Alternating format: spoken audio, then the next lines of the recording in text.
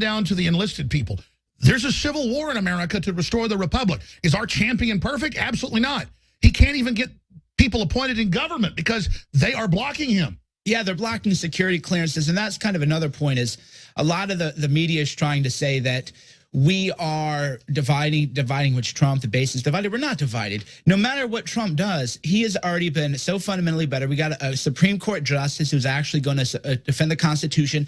Maybe not as good as Scalia, but he's certainly going to be way better than anybody Hillary Clinton would have done. Hillary Clinton wanted to shut down InfoWars. She said she wanted to. You would not exist. If Hillary Clinton were in office, you would have federal agents kicking down the door, deep state agents kicking down the door, calling you God knows what. They would frame you for crimes. They're already trying right now, even though Hillary's people are still there. They're still operating like it's no big deal. In fact, I've confirmed that they've already had the Attorney General have to stop several operations against us that are incredibly nasty. And we're not here whining. We want to fight with the globalists. We want to beat them. We just want you to know how serious this is. You know, it's funny you mentioned that. Let's pull up the Economist article that attacked us. And I'm told this is in the magazine as well. This is one of the most elite publications published by the Rothschilds. I mean, you can't make that up. And they literally say, we're dupe idiots, and Assad tells us what to say. So now it's not just we're dupes of Putin. Now it's Assad. No. We said first on Wednesday, false flag. We had the articles, the history, all of it. You did as well. Then, over the next week and a half, everybody else from Putin to Ron Paul, everybody else came out and said it was a false flag. Again, we're the progenitors. We're not here grabbing it, you know, from Assad. Oh, look, we're useful idiots. Right. How a pair of self-publicists wound up as apologists for Assad. We're not apologizing for Assad. He didn't start the Civil War 6 years ago. He's never done anything to us. And Hillary and Obama were trying to put Al-Qaeda in. And WikiLeaks came out yesterday. New WikiLeaks, Hillary saying, we're on the side of Al-Qaeda. Stop attacking them. We already knew that. In fact, David Knight if he's over there, please bring that in.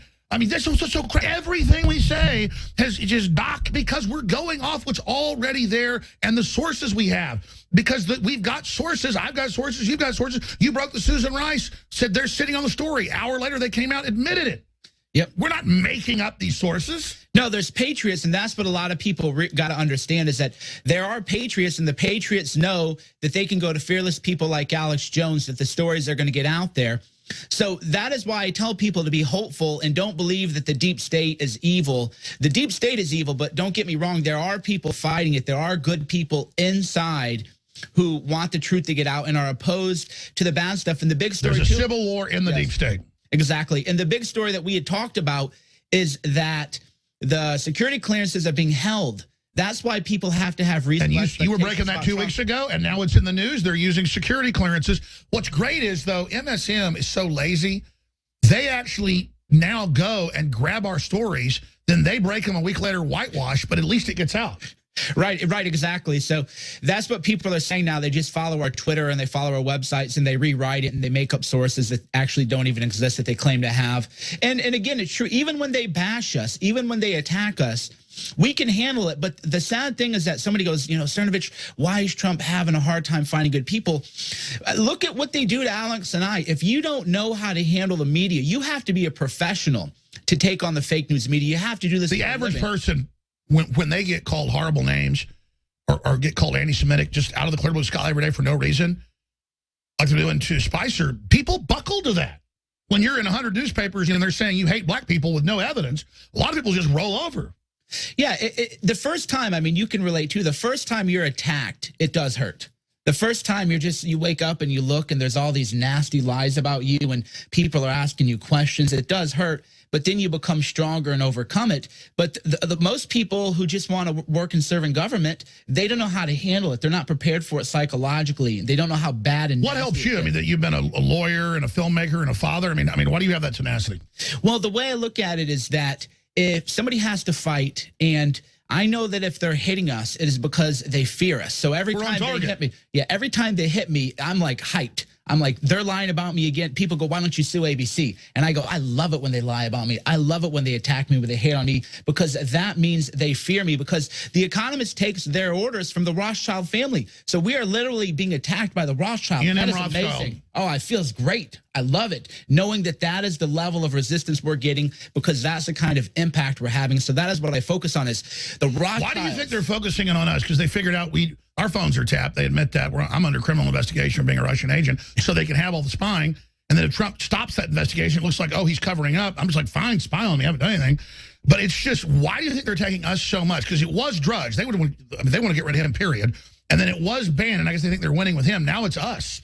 Well, I'll tell you why. This happened on the airplane. I was sitting down, holding my daughter. My wife's next to me, and a man walks on the plane, and he looks at me and goes, Mike Cernovich? And I said, yeah. And he goes, thank you, and shakes my hand. That is why. We're recognized everywhere. Every time you go out, people are like, Alex Jones, I love what you do. I love what you do. I was doing a Periscope from the Sky Lounge. This was live. And as I'm doing it, somebody in there goes, hey, I was actually watching your Periscope while you were doing it. That is the kind of penetration we have now. Let's come back and take some courses. Clearly, you were saying there is a neocon PR launch that happened a few weeks ago. I see it everywhere. The bots, the sock puppets, the lies, the total demonization. So I want you to briefly speak to that. But here's the good news. The system's so discredited, and MSM so discredited, when ABC News comes out 2 nights ago with a big piece saying we're, I forgot to mention that. You reminded me that we're literal agents of Assad. Then The Economist backs off and says, no, we're useful idiots. That's better. It's too cool to actually be secret agents of Assad. When I'm just a secret agent of freedom and don't want our government backing Al-Qaeda taking over a Christian nation and murdering everyone. See, how's that sound? Yeah, a 7-figure, so I can report this, a 7-figure contract by the neocons has gone out on us where they're discrediting us. I'm sure you've gotten nasty emails from people about making stuff up about me and everything. So what they do now is whenever whisper campaigns. Yeah, whenever I go anywhere, suddenly people are like emailing Alex Jones and saying, can you believe this? Can you believe that? Starting 2 weeks ago, I have reporters following me from my house everywhere. They've got like 6 guys on me now. Yeah, they follow you, and that is because that 7-figure contract went out. And that is why if you read your Twitter notifications now, half of them now are like trashing you. Well, those are all fake. Those are all PR firms. It's the same David Brock, Soros. And they're creating the illusion that we've lost support and we're bad. Just like they're creating the illusion, hey, Trump sold everybody out. Why are you for him, you sell out? Right, exactly. So what they're doing is they're trying to discredit us amongst people by having these sock puppets say, oh, look, the people have turned on Alex. The people have turned on Cernovich. And by the way, they admit they have these sock puppets. Then they claim Trump and that we have sock puppets. Right. But Trump wouldn't spend money on those. No, we have the general public promoting them. We've never used a sock puppet. Explain what those are for people who don't know. They've been around 15 years. Yeah, so a sock puppet account is you usually outsource it to India or the Philippines or something, and you have people managing 100 Twitter accounts. And that's why the English always doesn't make sense. Right. It's like, you be anti-Jew, right. you screw your mommy. Right, so they put them in these boiler room style things, these big bullhorns, and you got 100 people in a room, and each has 100 sock puppets, and they have different pictures. That's right. Different no, because this is key what you're saying. 100 guys in a room's called a bullhorn. This is all admitted. So now they have shows like Homeland where I run a bullhorn. Right. We don't have a bullhorn, but see, again, they invert. Right, exactly. So everything that they accuse us of doing, they're actually doing. The funny thing is I've never even actually bought an ad in my life. So I've never even bought a Facebook ad, let alone am I going to buy bots. We bought ads for products to fund ourselves. They banned those. Yeah, exactly. So we're not even allowed to advertise on Google. Right, exactly. So that's what cracks me up. So we're like banned from the internet except for our own websites. Well, basically. And that is why Obama, that is big picture because we're already banned down to this and we're still killing them. Well, that's exactly right. But listeners should know we're like winning the war, but we've got our gun emplacements winning for everybody out there in the distance, but our own emplacements being overrun. Oh, well, that is why Obama signed over control of domain names to the UN. What they're eventually going to say is Infowars.com is a hate domain. And therefore, they'll delist you from the registrar. That came out in the WikiLeaks, Soros. Yeah, exactly. Yeah. So that's the big game plan is like, well, we can cut off your advertising, we cut off this, we cut off that. Well, wait, but people are still sharing Infowars.com. People realize that it's a red alert, all hands on deck, share that link everywhere. Then they go, well, ban them from Facebook. Well, you still can't shut them down. What do you got to do? Well, Infowars.com is a hate domain. So we need to delist that from the Internet Domain Registry, and then that is how they take you from the Internet. That's why Obama signed over control of that. And that's what the UN said they're going to do. Right. And Hillary was going to come in, as you said, and it announced that they were going to discredit the right forever and ban us and fix everything, and it didn't happen. I'll be completely honest, I would not be in America, and I've talked to other very, very high-level people who said that if Hillary Clinton had won, we would have had to leave America. I would not be in America right now. I would have to be gone. You would not be, Infowars.com would not even exist on the internet. They would have filed a case against you in the UN, and the UN would have completely removed your domain. That was how disastrous and catastrophic it was. And by the way, people say, oh, Cernovich is fake news. What you're saying as a lawyer, I've read all the WikiLeaks, it's there, and their admissions. That's exactly what they were saying. Remember her dark heart speech? Exactly. So they attack you, and from a internet perspective, that's what you do. Take the domain off. That's what people don't realize is you might own the domain Infowars.com, but if the UN classifies that as a hate domain, then that can be completely removed off the internet. They won't let you own it. They'll sign that over to the Haitian government or the UN. And by the way, we talked about this before, another source. I hate to claim credit or on behalf of myself or Jones for such a tragic story. But we had reported about how the UN in Haiti would buy children, and sources from the military, from his and mine, you could watch them hand children over the barbed wire. Well, that big story just broke about the UN and how they were raping thousands of kids and the murdered kids. We sent a plane there. We covered it. We broke it all. Exactly. Where's our Pulitzer Prize? And we're not here saying we're so great. They're shutting us down because if they can shut down a Matt Drudge or an Alex Jones or a Mike Cernovich, they can get everybody. We'll be back. I promise we're going direct links, kids. I've heard that too, but these people are total cutouts. Well, they're manufactured, because that is why the deep state wanted him in. That's why they wanted Mitt Romney, and that's why they freaked out so badly about Trump is. And we talked about notice he's staying out of the U.S. right as they move to try to overthrow Trump. Right, exactly. And by the way, I do want to get something on the record. We talked about it on break, which is that I will never turn on Trump. I might become apathetic, maybe, but I still am pro-Trump. I'll never turn on him, because what he has done has been so far way better than anything Hillary Clinton ever could have done. And, Alex says the same thing. So anybody telling you that I've turned on Donald Trump is, of course, a complete liar. Well, I put a joke video out saying impeach Trump, and people are like saying it's serious. In the first minute, I say, I guess let's impeach him because he did all these great things. All right, let's go to the phone calls here. Let's go ahead and talk to Connor in New York. Thanks for holding. You're on the air. Hey, Alex. How you doing? I'm a first-time caller. I first want to offer you an apology. I was never a fan of yours when I was growing up. I grew up on Michael Savage. I always bought into the conspiracy theorist line. But over the last year and a half, I've kind of woken up to that next level. I'm full bore on, listening to you every day. You're the man, so thank you. I'm a little nervous. Hi to Mike, too. My point is, I think Trump left a little bit of a hint for us during the campaign. If you listen to his exit music for every rally, it was "You Can't Always Get What You Want" by the Rolling Stones. And so everyone's in the midst of freaking out. They're like, oh, my God, he's not doing exactly what he said. But you get what you need. Exactly. Which is a country again. Exactly. Trump's not perfect, but you know what? America's going to run this now. Yeah, power to the people. Yeah. And so now they're mad that he's kind of, they're saying he's cozying up with China. Look at what he did to Mark Rubio. Look at what he did to these other people. He told Rand Paul he had a horrible haircut during the primary. He called Marco Little Marco. And then once he got on top and won the primary, oh, Marco's a great guy. Rand Paul, we're going to go golf. We're going to work together on stuff. So, yeah, he talked hard about China, and he's still going to be tough on China when he needs to. But, he establishes his dominance. That's his psychology. He gets the dominance over the other people and then brings them in a somewhat softer manner. And so if he's got to work with the Chinese a little bit on North Korea, so be it. Well, yeah, you have to be in the room. Yeah, that's exactly right, which is you have to be in the room, and it's frustrating when people say, well, why is he working with the Chinese? Well, because you have to be in the room. As much as I loathe Obama and maybe Hillary Clinton, if they had said, hey, we need a panel on people to talk about free speech, I would go in that room, even though I didn't like these people, because if you're not in the room, you have no influence. Well, they were incredibly lazy, too. Look how much he's working, but here's the deal. China's the second biggest economy in the world, maybe the first.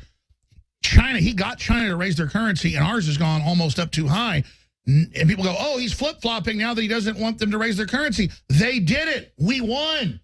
So they're calling him having big wins. They're calling wins flip-flops.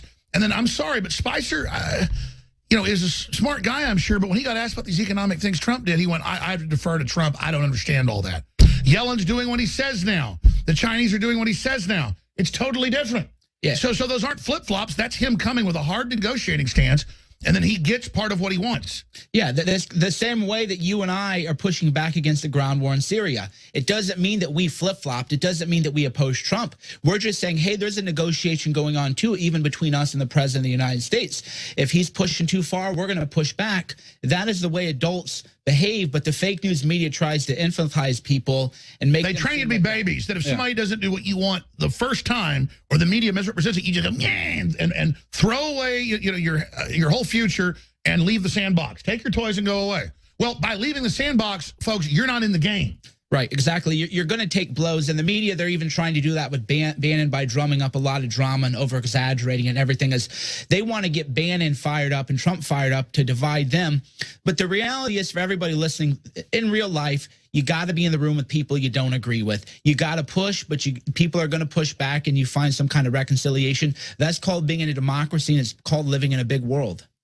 That's right. What do you, and we're going to go back to calls. Thank you, Connor. Great points. What do you think, just briefly, of Jared Kushner? Because I don't want to just sit there and demonize the guy, but they say he's basically taken over a lot of foreign policy. They're setting him up to be the next president. He's 35 years old. Hey, that's fine. But he was given his newspaper by his dad. He was given he's failing at this building he's got. And again, I'm not trying to alienate him, but I'm not here kissing the president's butt either. If this guy was a big winner and not just a pretty boy, then I wouldn't have an issue. And he's a Democrat. And so I get the fact that it's obviously the National Security Council that's trying to manipulate Trump. That's now been confirmed. Our sources are right, as high as they go, at least in my case. I don't know some of your sources, but they're obviously excellent.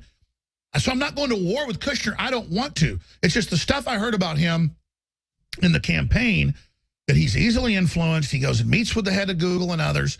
Where is Kushner calling for them to get off the backs of the Republican, conservative, libertarian, nationalistic media that put Trump in? Can't Trump see he's having his base cut away? Right. So there's three teams, and we may have talked about this a couple weeks ago before the media even knew about this kind of infighting. Again, we talked about all the infighting months ago. Yeah, exactly. So again, like, they're catching up to us. Wow. Welcome to and again, they're mirroring exactly what Roger Stone and I and others said, because we really have the sources. Right. So there are three teams. I knew about Flynn and the turkey deal. Yep. When he was first just involved in the campaign. I knew all about it. The news just started reporting it a month ago. Right, exactly. So the thing is, there are three teams. Team one are the real patriots. Don Jr., Stephen Miller, Steve Bannon, Kellyanne Conway. Those are the people in the White House who really, really believe in America and love America. Team two are the saboteurs. Paul Ryan, Reince Priebus, and to a large degree, Sean Spicer. Sean Spicer was brought in by Reince Priebus. Sean Spicer shouldn't have had the job. I probably shouldn't be attacking the press secretary, but you know what? As a journalist, it's my job. Oh, he should have just said, Trump's following through on his promises. Read the details of the executive orders or where he stands on currency. He didn't even know. That'd be the first question. They did what they raised their currency. They're starting to capitulate on trade deals. Trump's hit him with a bunch of executive orders and stuff they didn't do.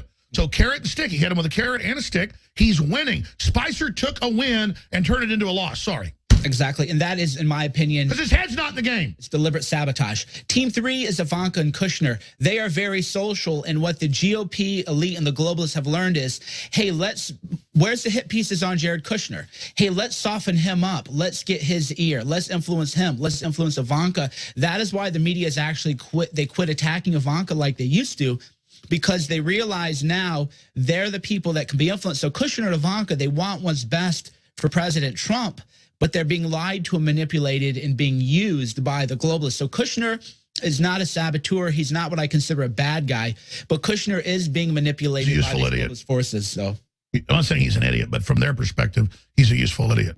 That's how they're using and it just hit me. Our heads are in the game. Anybody that wants to study geopolitics of the world, this is all out there. The reason we give out all this info that turns out to be right, it's already there. It's just that media, mainstream, only goes with big themes and whatever they're told to push. So they're always busy pushing the last piece of garbage while we're here looking at Congress, looking at statements, talking to experts, looking at factoids. We know the real agenda that they don't want you looking at. It's all there, because if you ever start looking at the big agenda, you'll be better than us in understanding where it's going. Once you take the blinders off in their little virtual reality, you go, whoa, what's that? It's the Grand Canyon. Once you're seeing it for yourself, you're like, oh, you didn't just imagine all this and it came true. You didn't have blinders on. That's all it is. Our head's in the game, folks. That's all it is. Well, we live for this, and I'm going to tell you a story that might seem small, but it blew my mind. So you were at the RNC. You know where I saw you? I saw you at every protest. I saw you with the people. I saw you attacked, actually, by Black Lives Matter. I watched when they assaulted you as you had your megaphone. You know where the fake news media was? Inside the air conditioning. That is what they do. I went to the DNC, the Democratic National Committee. I marched with the protesters from City Hall in Philadelphia, Franklin Delano Park. I walked 10 miles all day covering all the protests, 100-degree heat, right? I lost 5 pounds in water weight. I didn't see anybody from a mainstream outlet. ABC wasn't there. They're nowhere. Yeah, they're inside talking to their grab our masters. clips, cut them up, and use that as their crew. Exactly. Just like CNN doesn't even have reporters in the field anymore. They do it all with just photos taken by local people, and they stand behind a green screen. Exactly. I saw InfoWars was at every protest. You had coverage there. What they do is they want to sit inside and drink hot chocolate in the air conditioning with all the fancy people and clean glasses. But that's not the game. That's not journalism. Exactly. The fun and excitement is in the street. Yeah, I love it when I go out and I saw somebody actually, they were lighting a flag on fire. A person stepped on it. They got started on fire. That was Joe Biggs, one of our reporters. So these are the kind of things that we see all the time, every day. And that's what a lot of people realize is that the fake news media, they don't do journalism. They sit around and they wait to get an email. And this exactly. People keep asking how we break so much and how you and others and Drudge and everybody does, because we're actually in the real world. Right. We don't come out here and say we have all the answers, or this is how it is, or that's how it is. The media always acts like they know exactly what's going on. I'll get up here for a week and say, what do you think's going on, audience? Yeah, and our network of sources is so big, too, and that's what people don't realize is, do you know how many military people read Alex Jones and how many military people read me? We have everybody from, privates to basic training to generals who are passionate about this stuff. And that's because they know it's an info war is going on. Exactly. And we're not afraid to work hard. We're passionate. People say, oh, my God, Alex Jones is this. Yeah, we're hyped. We're excited. Sorry, we love what we do, and we love to hit it hard, and we love to be first. The fake news, they're dead. They're lifeless. When you look exactly, and if you're going to go up against these criminals that are trying to destroy you, you better have some energy. You better be hyped. You're in a fight, folks. This is a fight. I'm going to go back to the calls. And again, more and more, this is not about us talking about ourselves. We have to say who we are, right, because 1,000 publications a week literally say what we aren't. Exactly. So I have to stand up next to the body snatcher that the MSM is saying, this is Alex Jones, or this is Mike Cernovich, or this is Matt Drudge, or this is Michael Savage, or this is whoever standing up. I have to and say, no, this is who I am. This is what I said. But again, they're so scared. Let's go to Janet. Then we're going to go to Motto and Anthony and Arena and Craig. So I'm going to try to move quicker now. Janet in Missouri, you're on the air with Mike Cernovich. Go ahead. Hi, how you guys doing? Good, thanks for calling. Well, first I want to say I'm a Democrat and a liberal. I didn't vote for Trump, but this isn't going to be one of those calls. With the whole situation with North Korea and the bombing Syria, I see, a lot of people claiming they're, liberals on quote-unquote my side or whatever, saying, that it's terrible and we shouldn't do it, we shouldn't get involved. Well, with the North Korea situation, I'm inclined to agree, but at the same time, he's saying he's going to nuke us. Exactly. That's a great point, because I don't want to be militaristic. The global challenges have been set up for the president. If he doesn't act strong, things are going to get out of control. I agree you can go too far with North Korea. They're firing missiles at Japan. They're threatening to attack our fleets. China's sick of it. And so now the word is China may strike. So this is a very dangerous time. But I hear you. I mean, what do you think? What do you think, Mike? What do you think, Janet? Yeah, there's a lot of people concerned with North Korea, and a friend of mine who has a lot of good sources said it's a pretty big deal. My sources, I haven't heard anything big on North Korea. Our military sources say if Kim Jong-un makes one wrong move, the Chinese are looking if he fires that missile to hit them themselves. Well, and that is why, Trump met with China, and that's what a lot of people got to realize is people need to be big picture thinkers, which is you let up on trade a little bit with China. China has 3,000 years of war with Korea. Right, exactly. Well, that's the thing a lot of people don't understand, too, about politics. Is, yeah, people think, oh, they're all Asians over there or whatever. This is a very bigoted, stereotypical view that the fake news has. They're actually very nationalistic. A Korean is a Korean. A Chinese, they say, I'm Chinese. The Chinese and Japanese absolutely hate each other. Yeah, the rape of Nanking. There's all this ethnic genocide that has happened. They've all had wars. Right, exactly. So China will go to war with Korea, no problem, if it's in their best interest to do it. And like the military intel guy, I could tell he was an intel right down there at the Special Operations Command. They all know the score. The CFR and the globalists sold us out to North Korea. They gave them all the weapons and the rest of this so that they could have their little, diplomatic manipulation behind the scenes between China and the U.S. so that this group of bureaucrats and politicians behind the scenes could manipulate through their sources and dictate to China and Japan. And that's just done. And Trump said, let's just end this. Like, no more. Japan's really pissed. Let's just, you tell him stop it or he's dead. And China said, okay, we'll kill him. Right. Just you stand down, we're going to nuke him. Yeah. And here's the deal. I mean, China is ready. They are ready to take out North Korea right now. And especially if it's leveraged with Trump. If we get what we want from North Korea, then we got to give them, we got to take. And again, that is what people got to see about. Plus, they raised their currency anyway, so we had our cake and ate it too. Right. Exactly. And then the bots are like, oh, you're selling out. He didn't stop the currency manipulation. They did what we wanted. I love how they transmute winning into losing.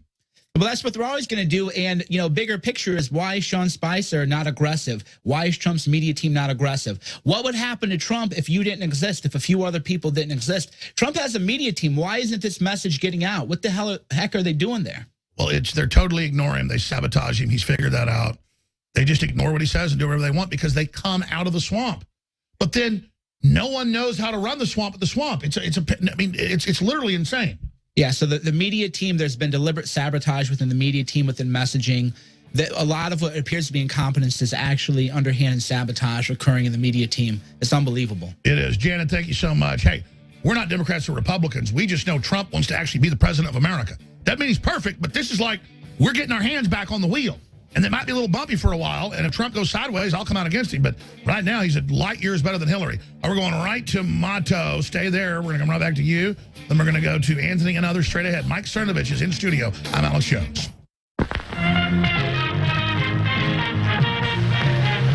Someone very profoundly once said many years ago that if fascism ever comes to America, it'll come in the name of liberalism.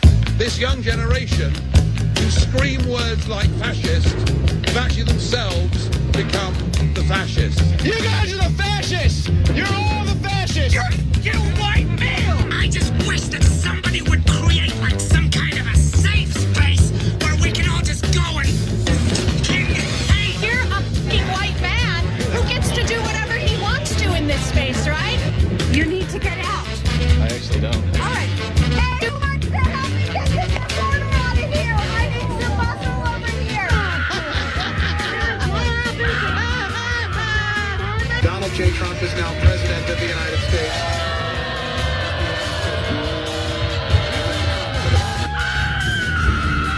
So the question is, are social justice warriors mentally ill, or are they just stupid?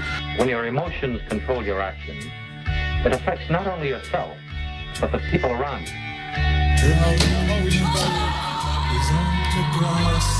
There are over 7 million mentally ill and emotionally disturbed children in America. It has to be a joke. I cannot believe this is happening. I'm literally about to kill myself, and I'm not kidding. You better fix this right now. Get the f out of here! Jeff's losing control of himself. Get your phone away! Why? Quit recording! What? The madder he gets, the worse it becomes. Get the f away! You couldn't help interrupting, could you? You added nothing to that conversation. These are some of Tommy's drawings that the school sent over. There's an awful lot of hate in them. I am a nasty woman.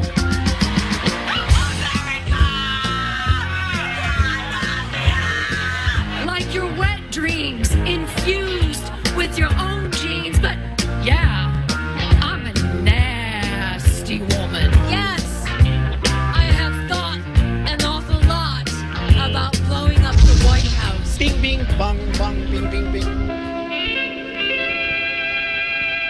You think I didn't have to do journalism. I could just hang out with my kids, that I didn't wake up and I didn't have people saying, okay, you're now called a Russian propaganda agent. You're called a spy. You're called a... Which is an insult. Think about Maxine Waters got up and said, Putin's telling him on the phone, this is a quote, what to say, drain the swamp, crooked Hillary. That came from Putin. That's how he gets these, as if Donald Trump couldn't come up with that. I mean, it's this insult. Like, I'm not saying Russians are stupid. But like Russians are telling me what to do? Yeah. Or Assad?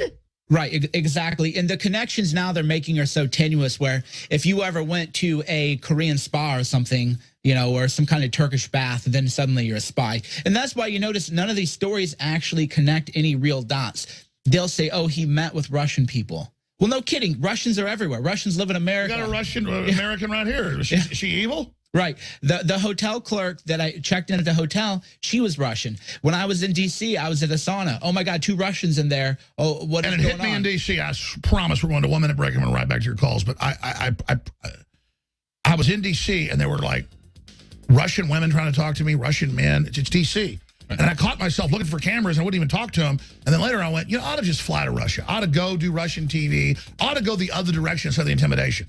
And just, you know what? I mean, because it gets to the point like, you know, I'm talking to a Russian. Am I even allowed to do this? Right. It's like, what? No, I was nervous. I was in the sauna and there were 2 Russian girls in there. And I thought, I wonder if this is some kind of spy thing or something going on. And then I had the same realization. I said, I'm just going to go to St. Petersburg and take a selfie there and, you know, flip people off or something. I mean, yeah, it's crazy. We'll be back in 70 seconds. Go ahead. Hello? Yes, sir. Welcome. Thank you for holding. Yes. I'd like to say on the Syria thing, I think it was a brilliant strategic move on his part to launch those strikes with the Chinese communist leader there, is to show that he means business. And I also think that I have a strong suspicion that there is a point, as it refers to Syria, there's a point he won't go beyond, because he could have easily bombed Assad's house or whatever and killed some of his family. But I think he knows where to draw the line. No, I agree. I don't like to be Machiavellian or double-minded, but I can see how that all worked out. They didn't give up the chemicals like they said they would. They didn't use them, which was obviously a false flag. So they were going to say Trump hadn't done anything, she's with Russia and Syria. Instead, he said, okay, yeah, I blew up this empty depot. And then they all have to grovel. Well, I mean, he had to do that. It was Scott Adams, actually, who was a brilliant commentator and said that too, which is Scott Adams, you, me, anybody who's intelligent knows that Assad would not have gassed his own people when he had the strategic advantage. But if everybody's in this collective zombie mind control thing, then you still have to react to the lie, even though you know it's a lie. So what you do is you tell Russia and Assad, you say, look, I know that this is a setup by the fake news media. What are you going to do? I have to bomb this airfield. And then I even knew before I even talked to the White House, because I know how Trump's brain works now, you didn't get the chemicals out there at that base. I'm going to go ahead and hit that, get them out so they don't go everywhere. And then, you know, we'll all move forward. Exactly. So that's what a lot of people don't realize is Trump knows that Assad didn't gas his own people. But if everybody is such in a zombie mind that they believe it, then you have to just say, okay, this is the world we live in. It's not the perfect world. And the communist Chinese have been absolutely horrible. They do terrible things. Their country's out of control. Their president, who is a dictator, he's put in by the Politburo, is more pragmatic. The Chinese are very pragmatic, especially at this point. And Trump's very pragmatic, just deal. All your business is with us. We just got to have an economy for you to even deal with us. Just stop grabbing everything. Stop being out of control. You know, our elite that's giving you all the power, that's over. But let's now have a double-way street here, 2-way street. And North Korea's got to stop. And China has come out and said, absolutely, they got to stop. So we're going to see what happens. Very critical time, though, Anthony, in the next 24 hours. Because it's already, like 1 a.m. In North Korea. And they're saying sometime today they plan to shoot missiles again at Japan and detonate a nuclear weapon. And Trump may respond. Cernovich, what do you think is going to happen? The China thing, I'm not sure. The Chinese are very practical people. And like you said, it's just a negotiation. They got a little too greedy. They realized they were a little bit too greedy. And Trump said, we're not going to let you take it. Just like anything else. You sell great products for your audience, right? At a fair price, great quality stuff. That is the fundamental basis for geopolitical affairs, too. China, they do good things. They do some, you know, sometimes they go a little bit too far. So Trump is saying, hey, we need to have more of a fair price. It's more of an adult relationship. And Obama, of course, just let them do whatever they want to do. So whatever China does is going to be intelligent, strategic, and it will be in America's best interests. We got Shadow Warrior, who's an Army vet for 35 years, China, North Korea. I promise I'll go to you. I'm bad. I get these great callers, make them hold for an hour. From now on, John Harmon, when somebody holds an hour, they get a free T-shirt or a free bottle of X2 or Brain Force. Like something's like a $30 value, $20 value. From now on, when the caller holds it to 1 hour, John, they get something free, all right? Awesome. I know this gives you a bunch of work to do, but I just am horrible about it. But there's breaks, and we'll have to talk about, we'll have to cover. We got a bunch of clips coming up. Gavin McInnes. We're going to get to a Shadow Warrior. Oh, my gosh, Motto. He's been holding forever. Yeah, he came back. Good. Oh, he came back. Okay, he's first, then Shadow Warrior. So I'm going to get McInnes on, and then I promise the next segment I'm going to go to everybody's calls. You punch me in the arm if I don't. Gotcha. That's why I want to get a bunch of other talk show hosts, launch other shows. If GCN wants to work with me, I'll probably do it with them as well, but my old syndicator. But I want to put on a bunch of other shows for different talent, different flair. So I love hearing the other hosts on air that, to me, are more listenable. And why everybody listens to me, I don't know. Half the time, I can't listen to myself. And I don't say that as self-deprecating. I mean it. So I look forward to getting the best brains on air with a network that'll work with GCN here in the next few months to probably put 12, 14 hours of live broadcast out. And I haven't said this yet, but we've already got a bunch of TV stations that are actually already picking this show up right now. So we're getting ready to go to the next level. Stay with us. Our fellow info warrior. I'm not gay, Gavin, but watching you get yourself all primped and clean, I think I might actually be. You're pretty handsome looking dude over there. Yeah, I like every part of being gay except the sex. It all sounds fun. Hanging out with guys, you get to do what you want. You never get nagged. It's just the gross parts that happen, I guess. Well, actually, they do the sex quite a bit. Yeah. Oh, my God. Getting serious, though, we got a lot of calls to take. I hope you're happy to take a few just because they've been holding. Then we're going to get into everything else. But just looking at everything that's going on in the world today, Gavin, you've always got piercing intellect over there with the founder of Vice magazine, big syndicated TV radio host in his own right. What do you make of what's happening in the world as we speak? Tomorrow, I think, is going to be a huge day. We know that April 15th is a big day with Kim Jong-un. It's his birthday. Everything happens around By the way, I think he's 15th. Hot. I think he's hot, too. Oh, Patriots Day, too. We should talk to Gavin about Patriots. Sure. I'm sorry, Gavin. Berkeley, too. Wow. Yeah. Big thing. Tomorrow's going to be fire. Oh, sorry. Am I not supposed to talk right now? Yeah, we're being rude. We apologize. Okay. Namaste. So North Korea is going to be big. They've got the American. He's calling in all his guys. There's really strange behavior going on. I think there might even be a nuclear strike tomorrow to Seoul or Tokyo. And you know what happens when he tries that? We're just going to make him explode. And then also in Berkeley, Lawrence Southern and a bunch of people are going down there to do a thing called Patriots Day. Nothing controversial, just people that like Trump wanting to say they love free speech in America. And all these rodents, these Antifa kids, they were just spotted at Home Depot buying wooden flagpoles because they want to extinguish all these people. But they're going to meet up with bikers, Oath Keepers. All these guys are there waiting for them. It's going to be a riot. Wow, I forgot about that. We should have a crew there. I was going to send a crew to Ann Coulter, but I forgot about this. This is going to be pretty explosive with these little bullies. Oh, no, it's going to, I had to choose between this or being and covering that. And, what a great life to have to make that choice. But right. I almost went to Berkeley. Wow. But isn't it funny how mad these kids are? Like, I could understand if you had some crazy eugenics theories about genocide and you wanted to, kill all these babies, or you had some horrible, threatening agenda. But it's just basically a July 4th party, and they want to shut it down. What do you predict is going to happen? I predict they're going to get overwhelmed. These kids, I don't know why they chose violence as their new language, because they're all rich kids. They're sons of professors. Some of them are brainwashed losers with no parental guidance. And those two weak forces are going out there, and you can tell when you see them in a fight. They've never been there in a fight before. And another funny thing they do is they put women in the front lines because these feminists have brainwashed themselves into thinking they can take any guy. So they just get plowed. They get beaten. I mean, they're like ISIS, the way they use women as human shields. I agree, because I saw that in D.C. for the inauguration. Women would run over, start attacking me. And finally I said, okay. And I just start ramming them down. Then they'd scream, I'm hitting a woman. I'm like, lady, you're hitting me. I'm trying to go in the entrance. I was just, forget it. You got attacked there as well. You got attacked at your own event. But I've seen all these videos, like you mentioned, coming out. Well, you've done it yourself, where now we're just beating the hell out of these people. I know, and you feel bad. At NYU, we had a guy we call Friar Tuck. He's our biggest member of the Proud Boys, and he's just plowing people, and he's begging them to stop because he was a bouncer his whole life. He just murders people for fun, and he was going, what is the matter with you guys? It's bizarre. And then I love how they'll hit you and then bitch when you punch them back.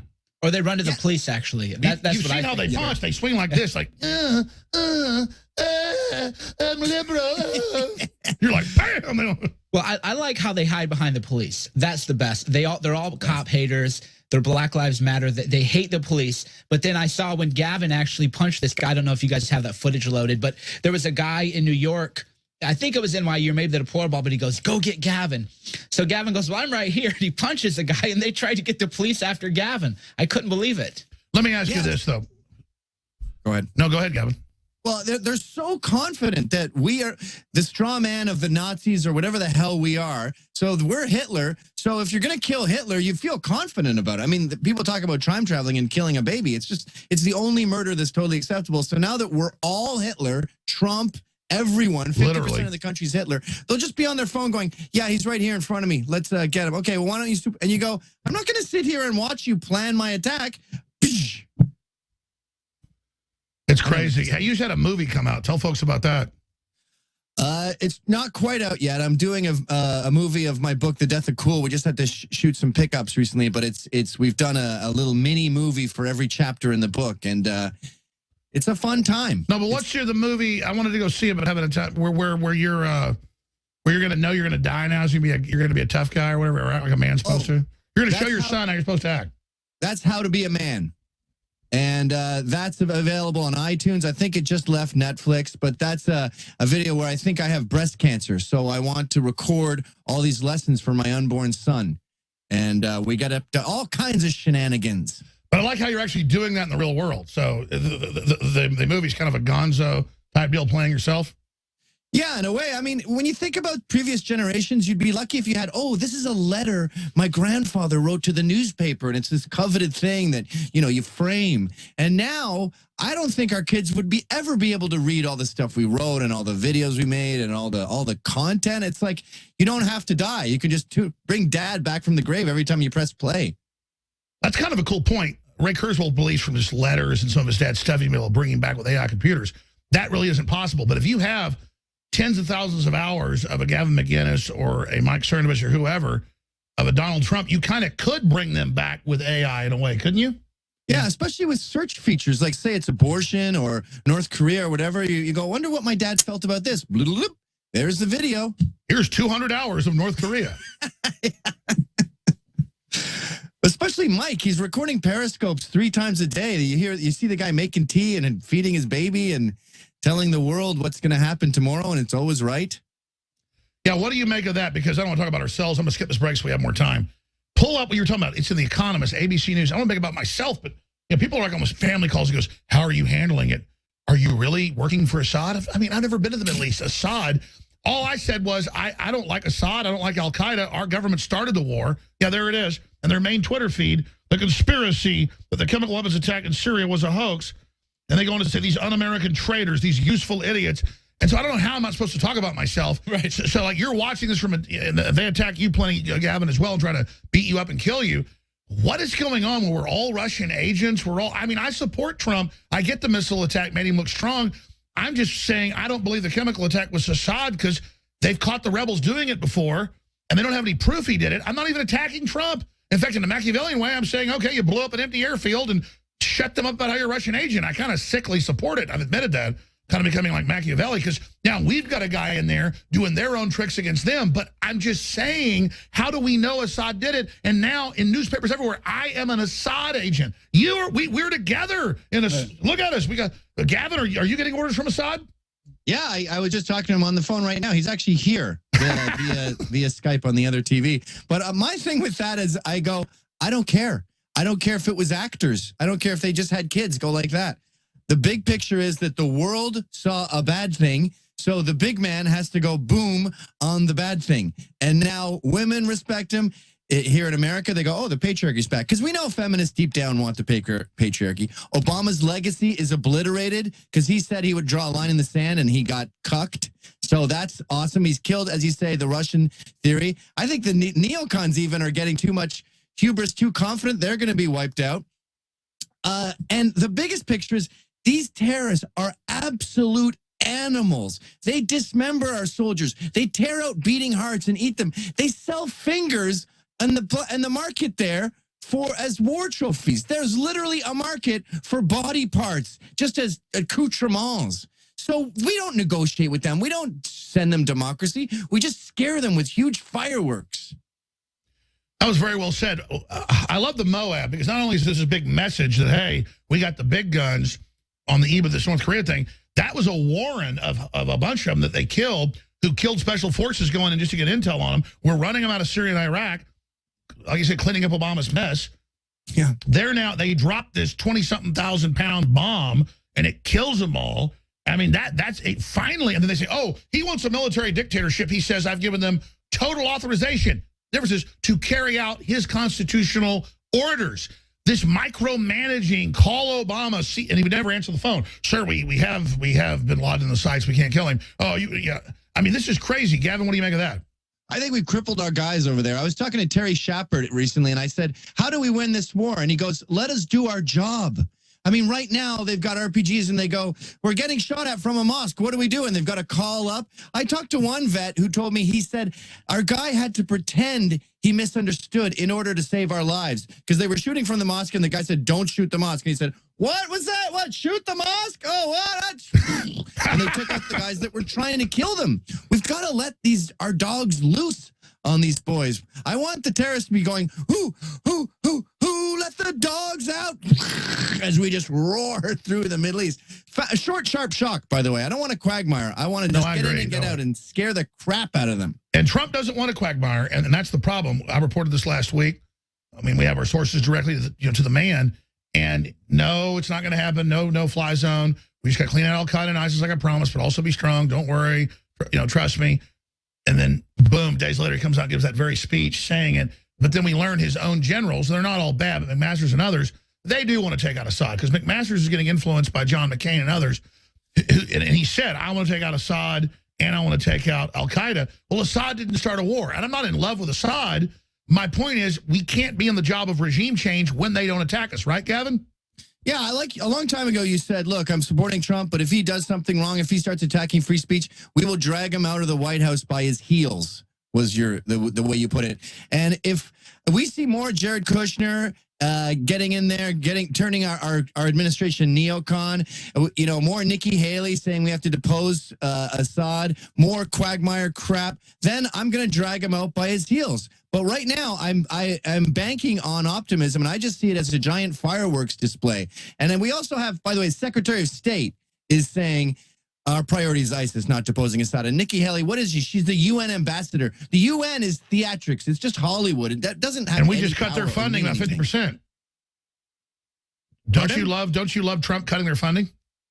I love it. The UN is a fifth column. It is an enemy of ours that is in the Western world, but determined to depose all of the Western world. They are bad news. It's a vestigial globalist dog that doesn't hunt. It's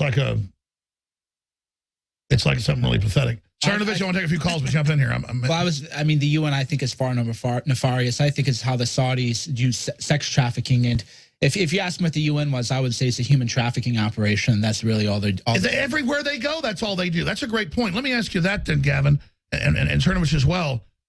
When we're looking at this, I mean, I used to hear people like David Horowitz read his book 16 years ago, The Left Plans to Merge with the Muslims and Take Over and Sharia law. And I'm like, this is the biggest load of crap I've ever heard. I don't want to live under the Muslim control. Some countries aren't that radical, some are. But I'm like, this is crazy. Now the Democrats putting hijabs on marches I'm at, thousands of women putting hijabs on, Muslim women running it, guys in literal Muslim houses going, ha, ha, country now, eh? And all this craziness. And then they're running over people every week with cars in Stockholm and London and everywhere, and the media won't say it's Muslims. And then, like, we mildly criticize some Muslim, and they have law firms threatening to sue us. And it just seems like, and then all this, why is the left literally in bed with the most monotheistic, cult-like, anti-woman, anti-liberal thing on earth? I mean, I know we talk about this all the time, but the left is so bad.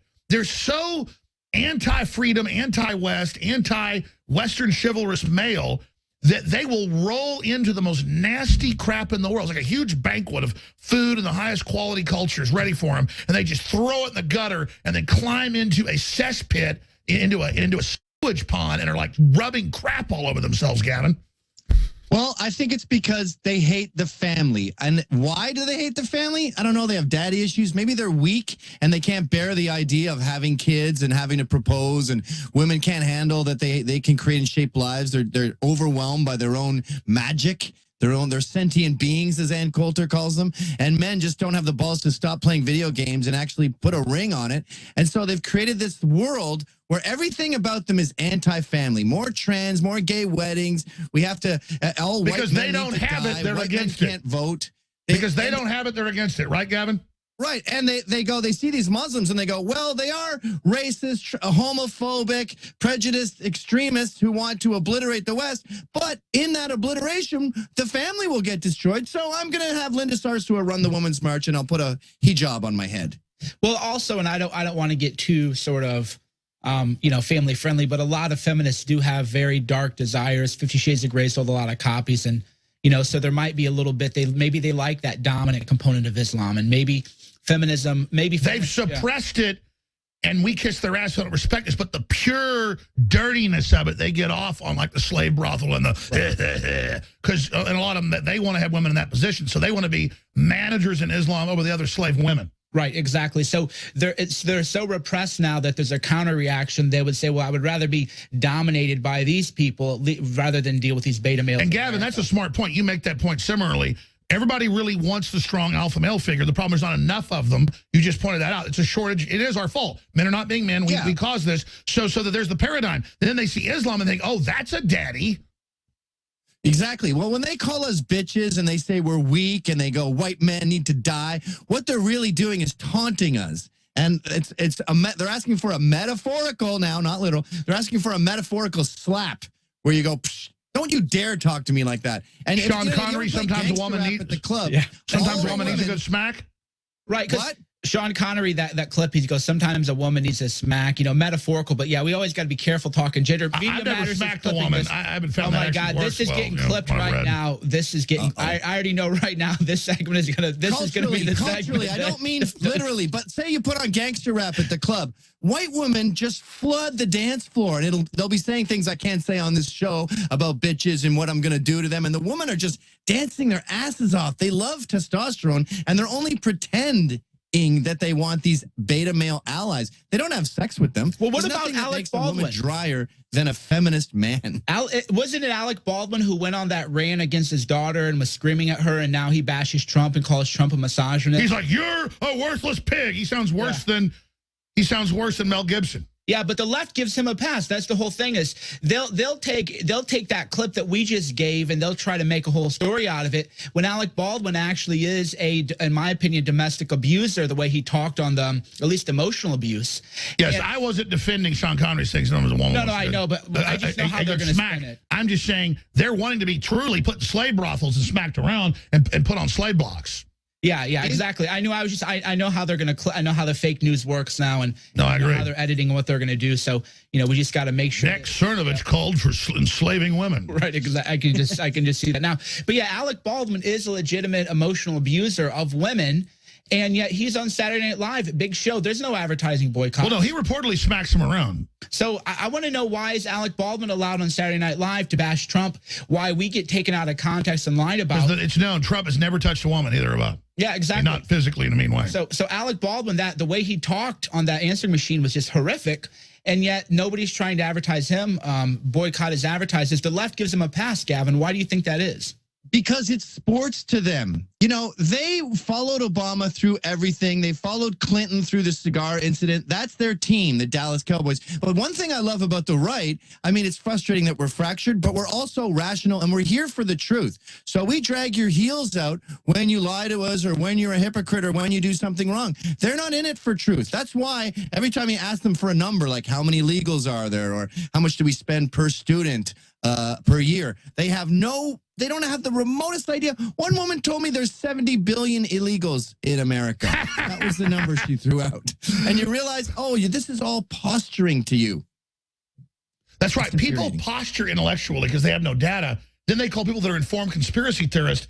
That's how they have their past to not be informed. Because there's 35 million illegals conservatively. There's 7.5 billion people in the world. There's 335 million in the United States. There's 1.5 billion in China. There's 0.5 in India. They don't know any of this stuff. They don't know the population of Latin America is 689 million. They don't know the population of Mexico is 126 million. To them, though, that's conspiracy theory. He's just showing off.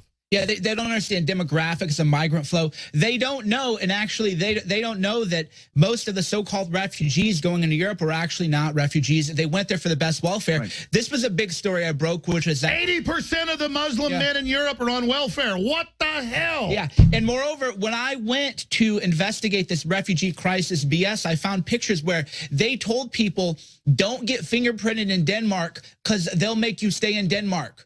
You want to go to Europe and you want to go to Germany and Austria for the big bucks, the welfare. I kid you not. They actually, so they actually are saying, don't go to Denmark. Well, wait a minute, you're a refugee. I've been to Denmark. I could live in Denmark. But if you're a refugee from a war-torn country, don't go to Denmark because they might. And let's not be mean. It's admitted they have like hundreds of times increased birth defects because they come from inbred villages. We're going to come back with Gavin McInnes. Muhammad said it was okay to marry your first cousin. He was wrong. Muhammad was wrong. Sorry, guys. You do that 40 generations in a row, and you got a real serious problem on your hand. Yeah, it's worse than radiation. Exactly. Gavin McInnes is coming up in the next segment. You're doing a 2-hour special. I'll join you, 3 to 5, nightly news. So good to have Mike Cernovich here with us. Thank you. Gavin McInnes, folks, you want to check out his website, compoundmedia.com. Whole great network just like this one, doing great work. People say, well, why are the show that has people on? Because I love the fact that Gavin McInnes is out there, that Mike's more targets. I'm not the only one. I don't know what is going on. What's happening with Generation Z, 8 years old to, say, 15 years old right now? Yeah, well, I talked to a kid the other day. I had him on my show. He's 15, and he works near the Coca-Cola factory. I think that's in Idaho. I can't remember. But he said, the students are about half conservative. The parents are like 80% conservative. 100% of the teachers are hyper left wing and tell us that we can't argue certain comments. I said, well, will you get an F if you write an article on an essay on how great Trump is? He goes, no, I wouldn't be allowed to write it. Like, you have to say what the assignment is. You'd never be able to write that. So I just keep saying to these kids, get an F. Write the assignment that you want, do it well, and get an F. These kids, we have to show education that the free market of ideas is more dominant than your hysterical Marxist dogma. And then call the newspaper when they don't let you publish it. Call the newspaper when they block you. Make an issue out of it. Email me with the word education in the subject. I am compiling a massive database of all these PowerPoints that go on in class, all the posters in the hallway. It is way more extreme even than liberal colleges. I mean, high schools have giant banners that say, we need more queer families. Why? These kids are 14. Imagine if a heterosexual walked into a group of 5th graders and said, I'm going to teach you how to have sex. That'd be called a pedophile. Yeah. But as long as it's liberal. Banner said, we need more white families. I mean, there'd be hysterics. There'd be riots in the streets. They have gone so far left that they've fallen off the deep end. And I think it makes it easy to tell kids, look it up. We're not evil. And it's funny when you talk to these guys about how evil we are and we're Nazis and we want to kill everyone. And you listen to them and you go, that sounds scary, these people. They talk about a Trump's America where the disabled are at risk and gays are hiding in their homes scared of being killed. And you go, Jesus, that sounds horrible. I want to help you fight these people. And then you go, what are we even doing in a country that's worse than Venezuela and Cuba and China? I want to go escape. I want to go I want to go to Venezuela where I'll be safe, because the America you're describing sounds like Babylon. It sounds like Sodom and Gomorrah. I was about to say, I was on CNN this weekend quite a bit just looking at it, and they had an article about how Venezuela wasn't that bad, and that was America's fault, and then they had another article about we were bad to North Korea, that's why they hate us. And I'm reading it, it's so, and then MIT came out with a children's book and a textbook on how to teach kids to be communist. So instead of the people that invented the internet now are teaching us how to be communists. You look up the most dangerous place on earth, and Caracas jumps up. I mean, I don't even think they have plumbing. They just have sewage dripping down the streets. Same with Port-au-Prince in Haiti. And you go, how blind do you have to be to not know that the West is the best? I remember Bernie Sanders, this is an old clip you can find, but he goes, people always use the waiting in line as a reason that communism doesn't work, but at least they're waiting in line to get food. These other countries, there's no lineups to go because there's no food. And you go, what? You mean like America, where I have to decide between 300 different types of coffee every time I go to the grocery store? And 100 different iPhone cases. There's too much freedom in America. Shopping's too hard. It is crazy when every communist system fails and it's still being propped up. So let me ask you this before we take some calls. from Craig in just a moment. Where do you and your crystal ball see this fight going? Because they think they're tripling down with more brainwashing, that somehow that'll fix their system. I think it's accelerating their collapse. Yeah, they've painted themselves into a corner. They keep choosing stupider and stupider pawns in their chess game. First, they chose trans, and they said, these are our new oppressed, and we're going to use trans. They tried blacks, but blacks didn't get with their pro-gay stuff. So they said, all right, you're out. We're going to go with trans. And you go, a lot of those guys are just mentally ill gays. I'm not sure you want that on your front lines. And then the trans start winning all these women's sports, and they go, oh, that's not working out. We have a female MMA fighter who was a man just pounding the crap out of a woman, and you go, ooh, we're getting a little more violence. Yeah, what is that where suddenly all over they are accepting men in female sports when they're men and they're obviously cheating? It's so crazy. That's why I made the joke about the gay stuff at the very beginning. I'm not against anybody. Then they say all the news, I'm this homophobe, and make up all this weird crap because I point out that chemicals in the water are making the amphibians, gay or whatever. Then they turn into I'm anti-gay, or I call the congressman, say you're sucking globalist ding-dong or whatever, and I'm sorry, it's a family show. That's what I said at the late night show. Then they say I'm anti-gay. I'm not anti-gay. I meant he's subserving to the New World Order. He's selling us out. It's like this, or you criticize anything the Democrats are doing. You're now anti-Semitic. They don't even say where you're anti-Semitic. Well, they keep screaming at me, you need to love me more. You need to accept me. You need to bake me a cake for my wedding. And I go, we're not homophobic. We don't care. When I grew up, there was Liberace dancing around with his rings, and we had Paul Lynde going, and his shows me at the YMCA going, I love to go to the YMCA and meet boys and make out with men. And we all went, that's a catchy tune. Go ahead. But then they start saying, no, love me. And we go, whoa, whoa, you need to calm down. I don't care what you do. So it's an act of bullying. So what happens to them is they've made this giant generation of just jellyfish that are all into their pity parties and their grandstanding. What happens to them as the whole reality turns against them? Well, here's the thing. So they went black, no, didn't work. Trans, no, didn't work. Now they've gone full Muslim. Now the hijab is a symbol of freedom. Next, I guess a burqa is going to become a feminist icon. No, actually, that's on CNN as the new feminist icon, so I get it. There are 1,500 million Muslims probably estimated, maybe lower, 1.4 billion. So I guess that's their new demographic. That's their new group. Yeah, look, to thwart daddy, to make us mad, to make us cringe, they crawled into bed with people who hate them. And they've also been building a bubble around themselves where they need safe spaces. And you go, well, you're a human recipe for disaster. You've said, I want to be weaker and weaker and weaker and make myself more vulnerable. And then I want to get into bed with people who hate everything I stand for and want me to die. Good luck with that. Bye. So how does it shake out? That's what I'm saying. How does it end? They lose. They come crawling back on their knees to Trump, and they learn to shut up because they don't know what they're talking about. This is like the record industry in the 90s. I mean, the entire liberal hysterical ethos has now spiraled into this crazy Antifa reactionary thing where they attack old ladies with pepper spray for having an American flag. No one takes them seriously anymore. We don't have Title IX crap or any of this legislation that supports their mythical view of America. And they just sort of peter out. They just learn to shut their mouths, and they get back into art and music and fashion and the other things they're good at. Oh, they claim they're good at. So that's what it is. It's a bunch of beta losers trying to be dominant because dominants were taught it wasn't going to be dominant. So we stood down, and then all the betas come in. Yeah, imagine a bunch of 10-year-old girls got into British soccer, into football, and they went down for a row with Man United and went, oi, you got a problem? I bloody hate Man U. And they started headbutting soccer hooligans. That wouldn't last for very long, and those little girls would go back home. And that's what we're going to see within the next few years. I mean, these are all just the stages of grief that we're seeing here. Depression, anxiety, a reluctance to admit what's happened, denial. They're just going to acquiesce and slowly realize that the patriarchy's back and the big boys know what they're doing. Sit down. Well, I hope the big boys know what they're doing. I just hope the public gets involved and engaged for prosperity. Gavin McInnes is our guest, compoundmedia.com. And you say you also are involved with the rebel media up in Canada? Yep. Do regular videos up there in a show, and I have a column at tackymag.com. Good. Okay, let's talk to Craig in Oklahoma. Been holding a while. Thank you, Craig. You're on the air. See, Army vet from 87 on to Trump. What's your view on what's happening geopolitically? Are you worried about North Korea? He's got it. I mean, what you said about three-dimensional chess, he's playing that and then some. And I'm sure all these leaders that he's messing with over here, Korea and all that, know exactly where he stands. He said he would use courier service. Instead of making a phone call so everybody can listen in, he'd use a courier.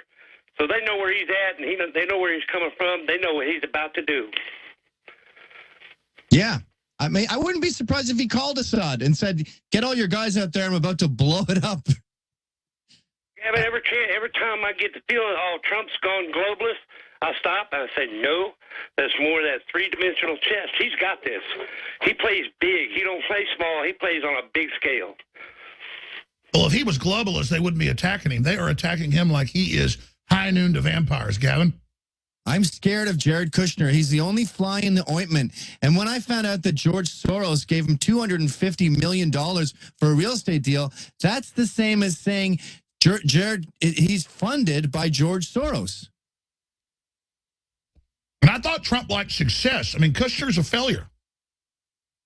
Yeah, he's just a little rich kid that plays with daddy's money. And yes, if someone gives you $100 million building in New York City, you're going to sell it for a profit. Trust me. It's total idiocy. I don't talk about how much money we've brought in to fund this operation, but we did this with our listeners by ourselves. Kushner has done nothing but ruin everything he's touched. I'm not against Kushner. I just don't get why. I guess he's married to daddy's favorite daughter. I mean, that's what it is. So there's the chink in the armor, is that Trump's a softie for his family. Yeah, well, Coulter said that too. She said the day after he's elected, she said the only thing that could go wrong now is if he hires his sons, because America's not a monarchy. That was Britain. We kicked them out. So we didn't vote for North Korea. We voted for you. North Korea's hereditary dictatorship. Yeah. Well, we'll see what it is on Sunday. It might just be ashes. That's my next question, Gavin. Thank you so much, caller. We're going to come back and take more, but what's your gut tell you about this weekend? Pretty big weekend. I can feel it. My gut tells me that he won't launch nuclear weapons. He's going to chicken out. But I do foresee major missile attacks going on him, showing off, chickening, going right up to nuclear, but not quite. And then America just saying, I warned you. No, my gut tells me Trump's going to pull the trigger on him. Pardon? My gut tells me I agree. Trump's going to pull the trigger.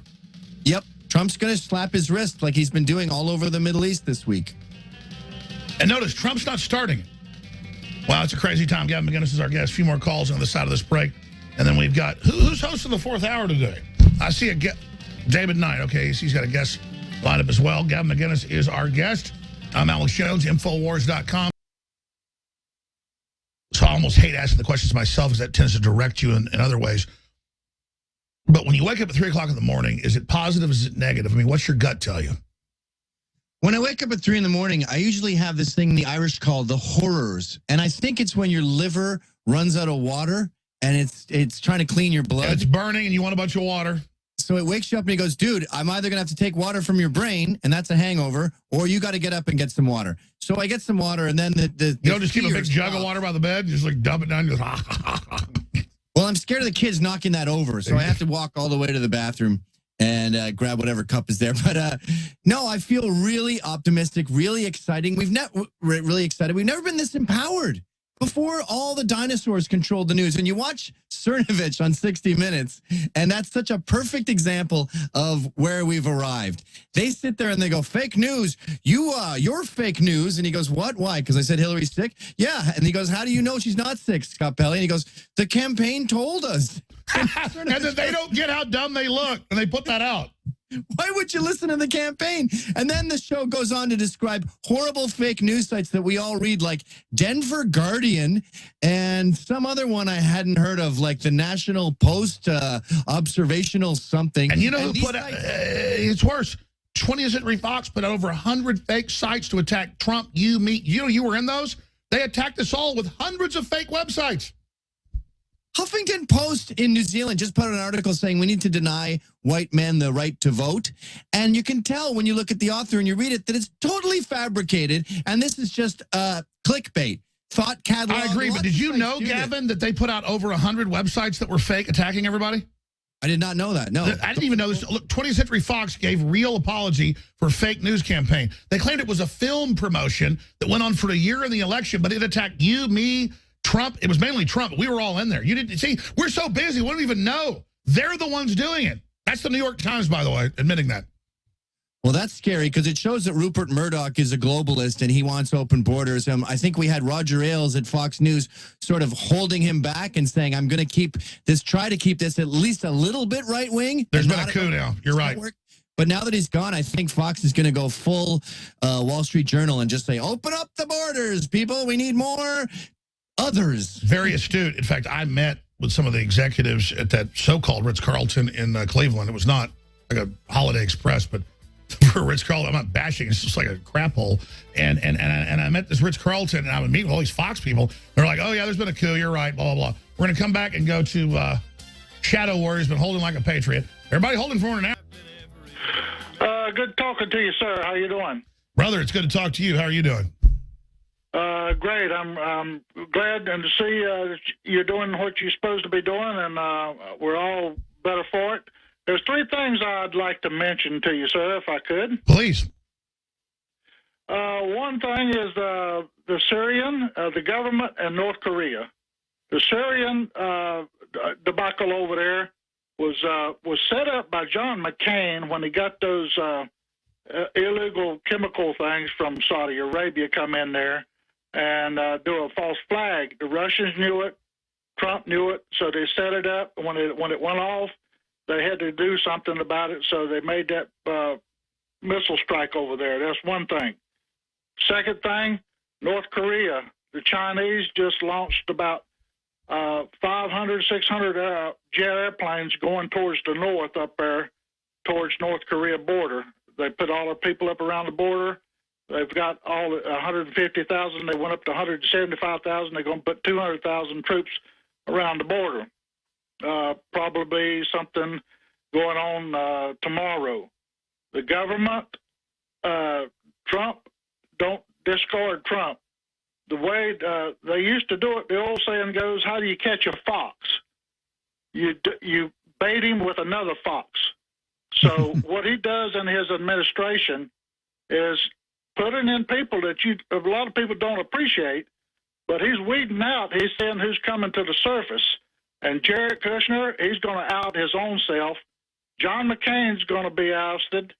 He's going to... no, I get it. He's bringing the enemies in to see who thinks they're... And Trump's smart. No, I mean, look, he's delivering. He's doing everything the globalists hate.